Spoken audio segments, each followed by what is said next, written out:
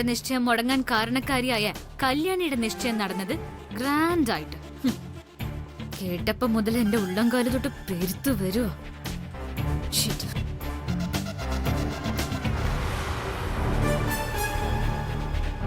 ഓ വരുന്നുണ്ട്. Control yourself. ഒരു വഴക്കുണ്ടാക്കി വെറുതെ സീൻ ബോറാക്കരുത്.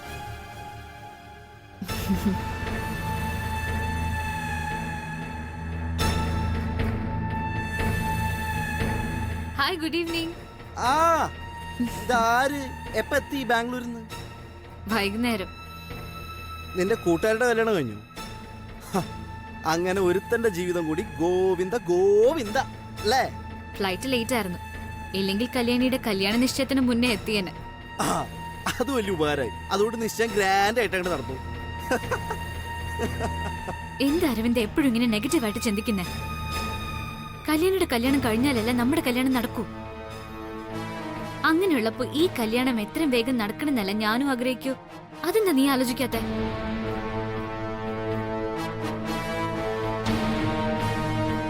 കല്യാണിയുടെ കല്യാണം ചിലപ്പോ അങ്ങ് നടക്കും. പക്ഷെ നമ്മൾ തമ്മിലുള്ള കല്യാണം നടക്കുമെന്ന് എനിക്കിപ്പോഴും സംശയം. അതാണ് പ്രശ്നം. എന്നാലേ അത് പ്രശ്നമാക്കണ്ട. നീ ആവശ്യമില്ലാത്ത കുഴപ്പങ്ങൾ ഉണ്ടാക്കാതിരുന്നെങ്കിലേ ഇപ്പൊ നമ്മുടെ കല്യാണം കഴിഞ്ഞ് നമ്മൾ ഹണിമൂൺ ആഘോഷിക്കുമായിരുന്നു. അതെ, മനസ്സിന് ഇഷ്ടപ്പെട്ടവരെ കെട്ടി സന്തോഷത്തോടെ പോകുന്നതാണ് ഹണിമൂൺ. ഞാനും കൂടെ പോയിരുന്നെങ്കിലേ അതിന് ശനിമൂന്ന് വിളിക്കേണ്ടി വന്നേനെ. നീ ഒന്ന് പോയി തരൂ, എനിക്ക് കിടന്ന് ഉറങ്ങണം. എന്തിനാ എപ്പോഴും നീ എന്നെങ്ങനെ ഒഴിവാക്കുന്നത്? 2 ദിവസേ ബാംഗ്ലൂരിൽ നിന്നുള്ളെങ്കിലും നിന്നെ പിരിഞ്ഞ ഓരോ നിമിഷവും എനിക്ക് സഹിക്കാവുന്നതിനപ്പുറമായിരുന്നു. അതറിയോ നിനക്ക്? ഒരു കാലത്ത് ഈ പ്രണയം എന്ന വികാരത്തോടെ എനിക്ക് വെറുപ്പായിരുന്നു.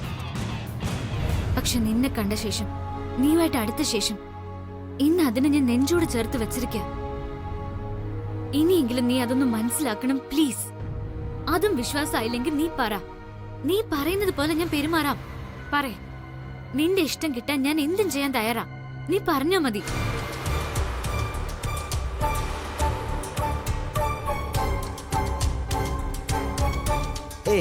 സോറി, എന്റെ ഇഷ്ടത്തിനനുസരിച്ച് പെരുമാറാനൊന്നും ഈ ജന്മം നിന്നെ കൊണ്ടാവില്ല. അതങ്ങ് മറന്നേക്ക്. ഒരിക്കലും അല്ല. ഞാൻ ആ പഴയ നന്ദനല്ല. ഒന്നില്ലെങ്കിലും നിനക്ക് വേണ്ടി ഞാൻ ഒരുപാട് മാറിയില്ലേ. ഇനി നീ പറയുന്ന രീതിക്ക് മാറാൻ ഈ നന്ദന തയ്യാറാ. ഇത് അതുപോലൊന്നല്ല. ഞാൻ പറഞ്ഞില്ലേ, ഞാനിപ്പോ ആവശ്യപ്പെടുന്ന പോലെ പെരുമാറാൻ നിന്നെ കൂടെ പറ്റില്ല. നീ പോയി കിടന്നുറങ്ങ്. Good night. അരവിന്ദ് പ്ലീസ്. ആദ്യം നീ ഞാൻ എങ്ങനെ മാറണമെന്ന് പറ. പിന്നല്ല അത് നടക്കുവോ നടക്കില്ലെന്ന് തീരുമാനിക്കാൻ പറ്റൂ. എന്നാ കേട്ടോ, ഞാൻ മദ്യപിക്കുമ്പോഴേ നീ എനിക്ക് കമ്പനി തരണം. മനസ്സിലായോ? നീ എന്റെ കൂടെ ഇരുന്ന് കുടിക്കണമെന്ന് പറ്റുമോ നിനക്ക്? നീ എന്റെ കൂടെ ഇരുന്ന് കുടിക്കണമെന്ന് പറ്റുമോ നിനക്ക്?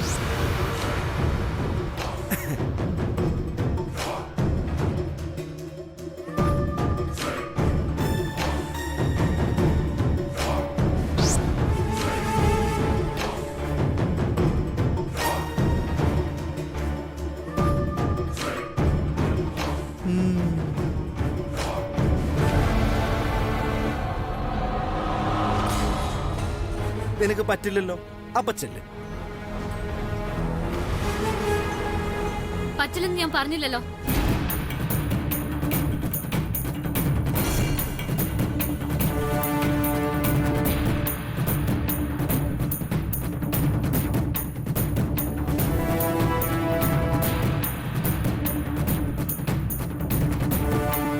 ഇപ്പൊ എന്താ പറഞ്ഞ? നിന്റെ കൂടെ ഇരുന്ന് മദ്യപിക്കാൻ ഞാൻ റെഡിയാണെന്ന്. നോക്ക്, ഞാൻ നിന്നെ വെറുപ്പിക്കാൻ പറഞ്ഞതോ കളി പറഞ്ഞതല്ല. Be serious.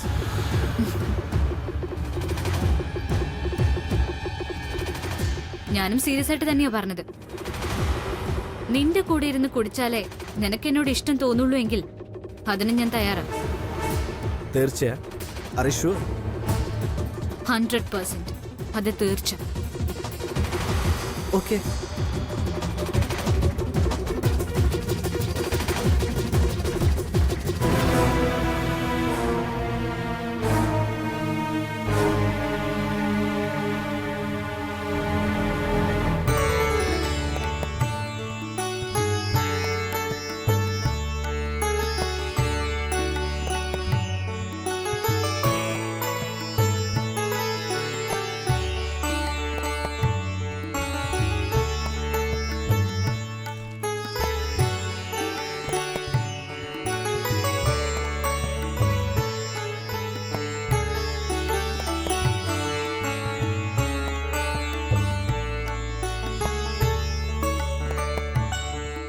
ചായ. ആ അവിടെ വെച്ചോളൂ.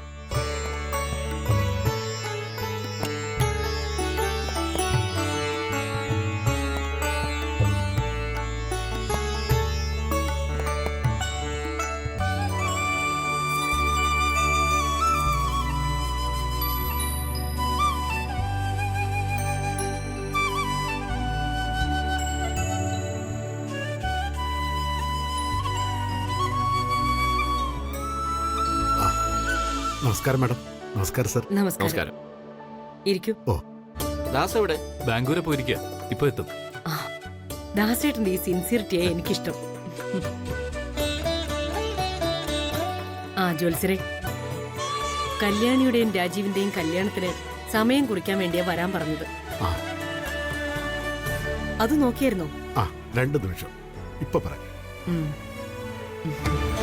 ദൈവമേ, ഇപ്പോഴൊന്നും നല്ല സമയം കാണല്ലേ. ഒരു കൊല്ലമെങ്കിലും കഴിയാത്ത ഡേറ്റ് കിട്ടല്ലേ. വെളിപ്പുറത്തമ്മേ, ഞാനൊരു നിലവിളക്ക് നടക്കി വെച്ചേക്കാമേ. കൈവിടല്ലേ ദേവി.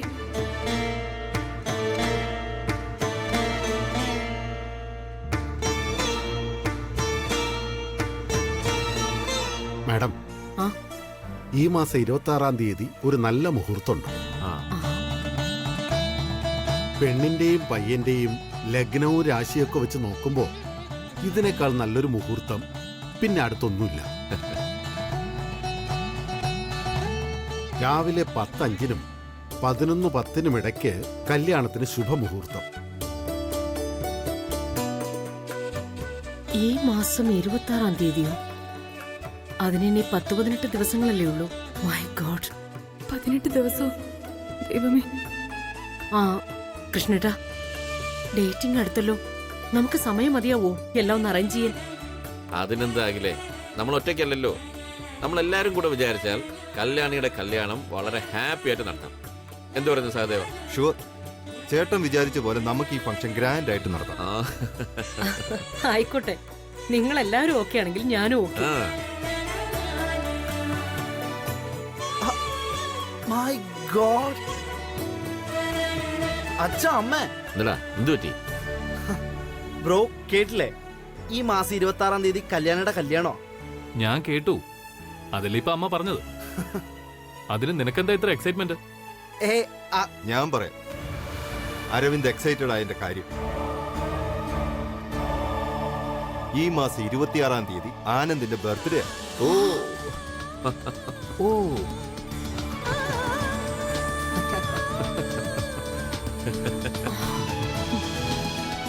അയ്യോ, ആനന്ദേട്ടന്റെ ബർത്ത്ഡേയോ? സൂപ്പർ.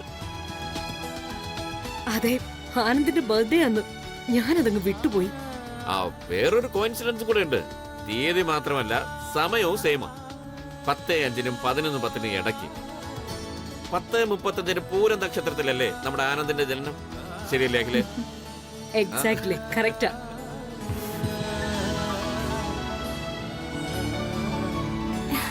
അങ്ങനെയാണെങ്കിൽ ഇക്കൊല്ലം നാളും തീയതിയൊക്കെ ഒത്തു വന്നിരിക്കുകയാണല്ലോ. ലഗ്നവും രാശിയൊക്കെ ഇങ്ങനെ ഒത്തു വരുന്നത് വളരെ അപൂർവമായിട്ടാ. തക്കവണ്ണമുള്ള ഭാഗ്യവും തേടി വരുമെന്നാണ് ജ്യോതിഷ പ്രമാണം.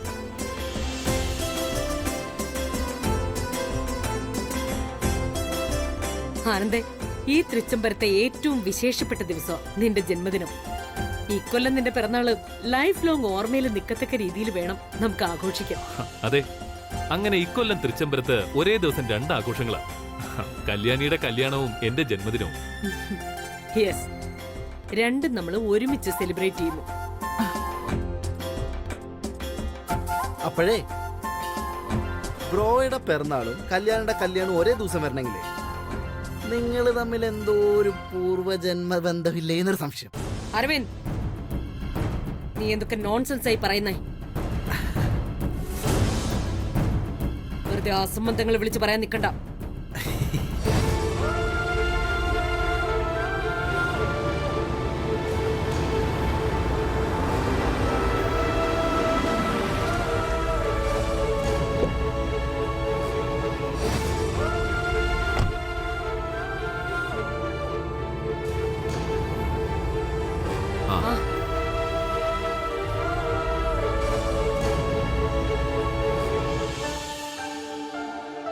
വാ ദാസേട്ടാ.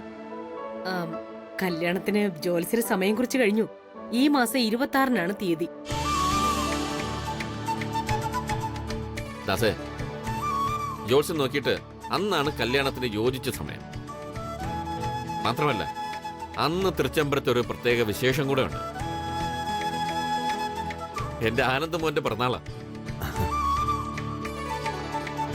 തീയതിക്ക് വല്ല മാറ്റം വേണമെങ്കിൽ ഇപ്പൊ പറയണം. സന്തോഷമായി സാർ. ഇതിലും നല്ലൊരു ദിവസം എന്റെ മോളുടെ കല്യാണത്തിന് കിട്ടില്ല.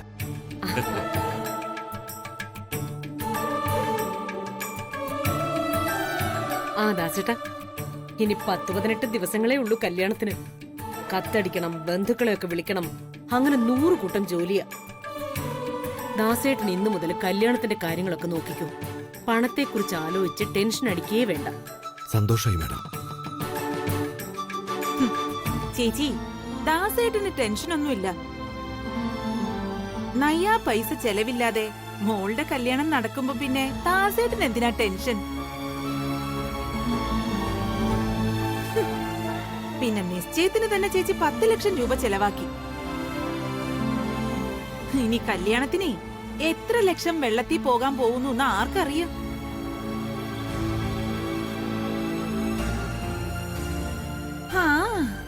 ഓരോരുത്തരുടെ ഒരു യോഗേ. ജനിക്കുന്നുണ്ടെങ്കിൽ ഇങ്ങനെയൊക്കെ ജനിക്കണം.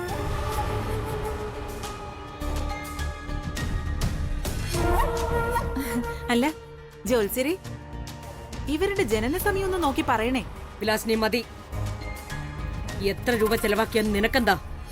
എനിക്കൊന്നുമില്ലേ, ഞാൻ ഓരോരോ നാട്ടു നടപ്പ് പറഞ്ഞതേ ഉള്ളൂ. സാധാരണ വീട്ടുജോലിക്കാരുടെയോ അവരുടെ മക്കളുടെയോ കല്യാണം വന്നാ കൂടിപ്പോയാ ഒരു 10-25,000 രൂപ സംഭാവനയായിട്ട് കൊടുക്കും. അല്ലാതെ ഇതുപോലെ ലക്ഷങ്ങൾ മുടക്കി കല്യാണം നടത്തി വിടുന്നതൊന്നും ഞാൻ ഇതുവരെ കണ്ടിട്ടില്ല. അതുകൊണ്ടങ്ങ് പറഞ്ഞു പോയെന്നേ ഉള്ളൂ. ആരെക്കുറിച്ച് എന്ത് പറയണോന്ന് വല്ല ബോധമുണ്ടോ നിനക്ക്? നീ പറഞ്ഞത് ശരി തന്നെയാ. ദാസേട്ടൻ ഇവിടുത്തെ ജോലിക്കാരനാ. ദാസേട്ടന്റെ മോള് കല്യാണി ഇവിടുത്തെ ജോലിക്കാരിയും. അതിന് സംശയമൊന്നും വേണ്ട. പക്ഷെ അവര് നമുക്ക് വേണ്ടി, ഈ കുടുംബത്തിന് വേണ്ടി ആവശ്യപ്പെട്ടാൽ ജീവൻ വരെ തരും. നീ തരുവോ? നീ തരുവോ ഈ കുടുംബത്തിന് വേണ്ടി നിന്റെ ജീവൻ?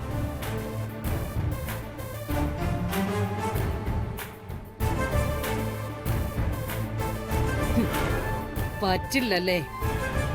വെറുതെ ഒരു പാഴ്വാക്കായി പോലും ഞാൻ തരുമെന്ന് പറയാൻ പറ്റാത്ത നീയാണോ ഇങ്ങനെ പുലമ്പുന്നേ?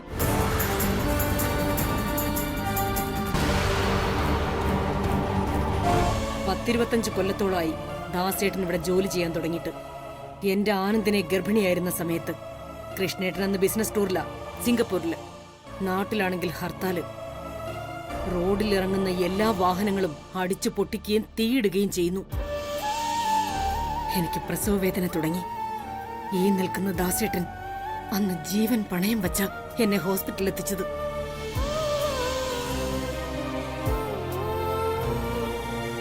കാർ അക്രമികൾ തല്ലി തകർത്തു. ദാസേട്ടന്റെ തലയിൽ ഇപ്പോഴും കാണും അന്ന് തുന്നലിട്ടതിന്റെ അടയാളം.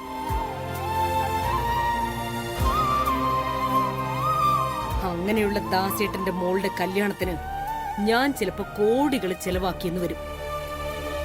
ഇതിലൊന്നും നീ തലയിടേണ്ട കാര്യമില്ല. എന്നാ ഞാനങ്ങോട്ട് ഇറങ്ങട്ടെ മാഡം. ഒരു നിമിഷം കമല. ഓ, വലിയ സന്തോഷം. പോയിട്ട് വരാം. ശരി. ഓ,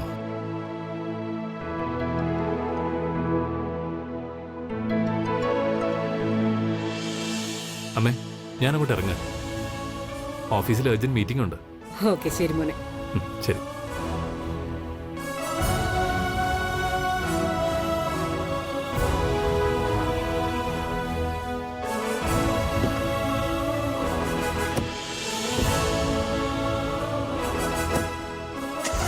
അമ്മേ, ഇനി 18 ദിവസത്തിനിടയിൽ ബ്രോയുടെ ബർത്ത്ഡേ. നമുക്കത് ഗംഭീരമായിട്ട് ആഘോഷിക്കണം. കല്യാണത്തിന് ഇനി 18 ദിവസമേ ഉള്ളൂ എന്ന് പറഞ്ഞപ്പോ അത്രയും ദിവസമേ ഉള്ളൂ, പെട്ടെന്നായി പോയല്ലോ എന്ന ടെൻഷനായിരുന്നു. ആനന്ദിന്റെ ബർത്ത്ഡേക്ക് 18 ദിവസങ്ങൾ ഉണ്ടെന്നറിഞ്ഞപ്പോ അത്രയും ദിവസം ഇനി കാത്തിരിക്കണോ എന്ന ടെൻഷനായി.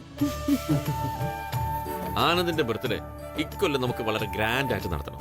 ആനന്ദിന് ഒരിക്കലും മറക്കാൻ കഴിയാത്ത രീതിയിൽ ഒരു സ്പെഷ്യൽ ഗിഫ്റ്റ് കൊടുക്കണം. ഉം. അങ്ങനെ ഒരു ഗിഫ്റ്റ് എന്താ ഇപ്പോൾ ഉള്ളത്?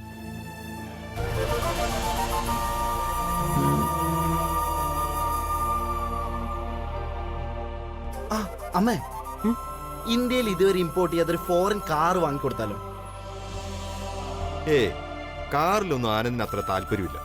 വേറെ എന്തെങ്കിലും ഡിഫറെന്റ് ആയിട്ട് ആലോചിക്കും. ആ ആന്റി, ഞാനൊരു ഐഡിയ പറയട്ടെ. ഉം. സാധാരണ ബർത്ത്ഡേക്ക് എത്ര വയസ്സാണോ അത്രയും മെഴുകുതിരിയല്ലേ കത്തിച്ചു വെക്കുന്നത്. ഉം. നമുക്കേ മെഴുകുതിരിക്ക് പകരം എത്ര വയസ്സാണോ അത്രയും വ്യത്യസ്ത രീതിയിലുള്ള കേക്കുകൾ വാങ്ങണം. എന്നിട്ട്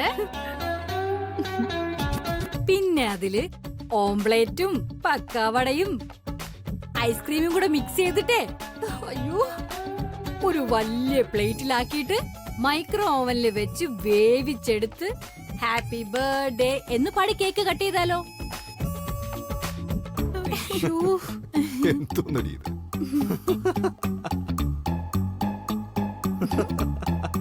ഇതേ ബർത്ത്ഡേ ഐഡിയ പറയുന്ന പോലെ അല്ല, തിന്നാനുള്ള മെനു പറയുന്ന പോലെ എനിക്ക് തോന്നുന്നു.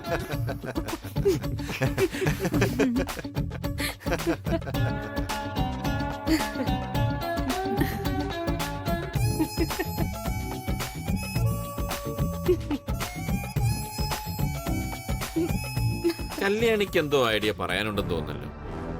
പറഞ്ഞോ കല്യാണി.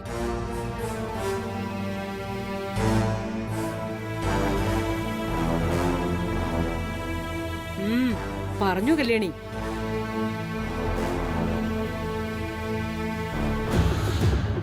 പറയുന്നത് ശരിയാവോന്നൊന്നും എനിക്കറിയില്ല. വല്യകുഞ്ഞിന്റെ ഈ പിറന്നാളിന് ഒരിക്കലും മറക്കാത്തൊരു സമ്മാനം കൊടുക്കണമെങ്കിൽ അത് എന്നേക്കുമായിട്ട് കൂട്ടിനൊരാളെ കൊടുക്കുന്നല്ലേ നല്ലത്.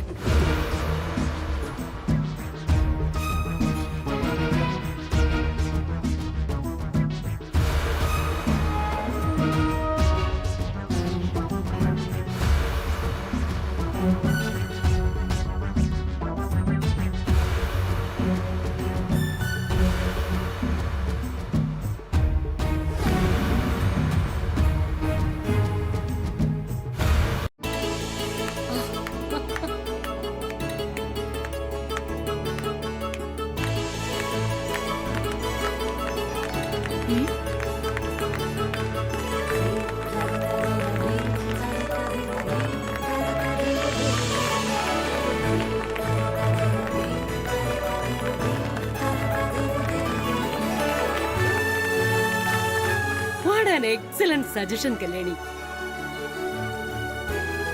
അതെ, ഇനി എന്റെ മോന് കൊടുക്കാൻ പറ്റുന്ന ഏറ്റവും നല്ല ഗിഫ്റ്റ് അവനൊരു കൂട്ട് കൊടുക്കാന്നുള്ളതാ. ഇനി അതിന്റെ അന്വേഷണം. കൃഷ്ണേട്ടാ, ജോലി ആരംഭിക്കാം. ആന്റി, ഞാനിവിടെ നിൽക്കുന്ന കാണുന്നില്ലേ? പിന്നെ എന്തിനാ വേറൊരു പെണ്ണ്? നീ ഒന്ന് അടങ്ങ്, ഒക്കെ ശരിയാക്കാം. എന്താ അവിടെ ഒരു കുശുകുശുപ്പ്? എന്തെങ്കിലും ഉണ്ടെങ്കിൽ ഉറക്കെ പറയാം. ഒന്നുമില്ല ചേച്ചി. എല്ലാവരോടും പറയണം, ഈ കുടുംബത്തിന്റെ അന്തസ്സിനും അഭിമാനത്തിനും യോജിച്ച ഒരു പെണ്ണിനെ തിരയാൻ. എന്റെ മൂത്ത മരുമകള് കല്യാണിയുടെ കല്യാണ ദിവസം ഇവിടെ കാലെടുത്തു വെക്കണം. പിറന്നാൾ സമ്മാനമായിട്ട് എന്റെ ആനന്ദിന്റെ കയ്യിൽ എനിക്ക് അവളെ പിടിച്ചു കൊടുക്കണം. അതിനുള്ള അന്വേഷണം നമ്മൾ ഇന്ന് തുടങ്ങുക. ആനന്ദിന് യോജിച്ച ഒരു പെൺകുട്ടിയെ കണ്ടെത്തുന്ന ആൾക്ക് എന്റെ വക ഒരു സർപ്രൈസ് ഗിഫ്റ്റ് ഞാൻ നൽകും.